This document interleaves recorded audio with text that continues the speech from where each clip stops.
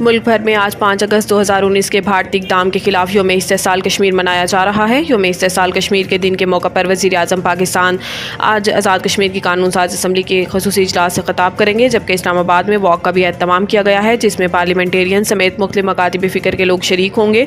भारत की मोदी सरकार ने 5 अगस्त 2019 को कश्मीरियों से इनके रहे सही हकूक़ भी छीन लिए थे। मोदी सरकार ने भारतीय आइन से आर्टिकल 370 ख़त्म करके मकबूजा कश्मीर के 3 टुकड़े कर दिए थे और मकबूजा कश्मीर की रियासती हैसियत भी ख़त्म कर दी थी। यौम इस्तेसाल के मौका पर अपने ख़ुसूसी पैगाम में सदर आसिफ अली ज़रदारी ने कहा कि भारत ने मकबूजा कश्मीर की मतनाज़ हैसियत कमज़ोर करने के लिए 5 साल कबल यकतरफ़ा और गैर कानूनी इक़दाम किए। वज़ीर आज़म शहबाज शरीफ ने यौम इस्तेसाल के मौका पर कश्मीरी अवाम के बेमिसाल हौसले, जुर्रत और बहादुरी को सलाम पेश करते हुए कहा है कि भारत 5 अगस्त 2019 के यकतरफ़ा और गैर कानूनी इक़दाम को वापस ले।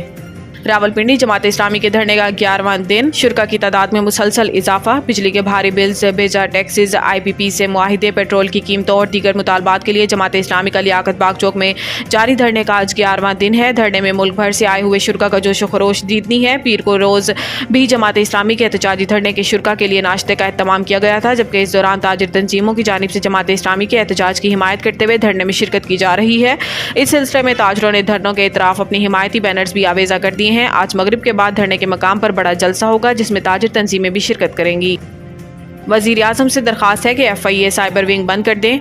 अज़मा बुखारी लाहौर में मीडिया से गुफ्तगू करते हुए अज़मा बुखारी ने कहा है कि FIA साइबर क्राइम विंग वाले मुझसे पूछते हैं कि कौन कौन से अकाउंट से वीडियो पोस्ट हुई, बात ट्विटर पर आ जाती है। पाकिस्तान में VPN क्यों चल रहा है, ये बस बैठ कर तनख्वाहें ले रहे हैं, साइबर विंग को पता ही नहीं क्या करना है। वज़ीर आज़म से दरख्वास्त है कि FIA साइबर विंग को बंद कर दें। सूबाई वज़ीर इत्तलात का मजीद कहना था कि बुशरा बीबी की कोई डीफेक वीडियो नहीं बनाई गई, मेरे बेटे के साथ लगी तस्वीर पर गलत बातें की जाती हैं, किसी ने इन्हें इज्जतें उछालने का इख्तियार दिया है। दूसरी जानिब लाहौर हाई कोर्ट में वज़ीर इत्तलात पंजाब अज़मा बुखारी की मुबैना वीडियो पर कार्रवाई की दरख्वास्त पर समाअत हुई। चीफ जस्टिस लाहौर आलिया नीलम ने दरख्वास्त की समाअत करते हुए पंजाब हुकूमत समेत दीगर फ्रीकैन को जवाब जमा करवाने की हदायत कर दी। अदालत ने केस की समाअत 29 अगस्त तक मुलतवी कर दी।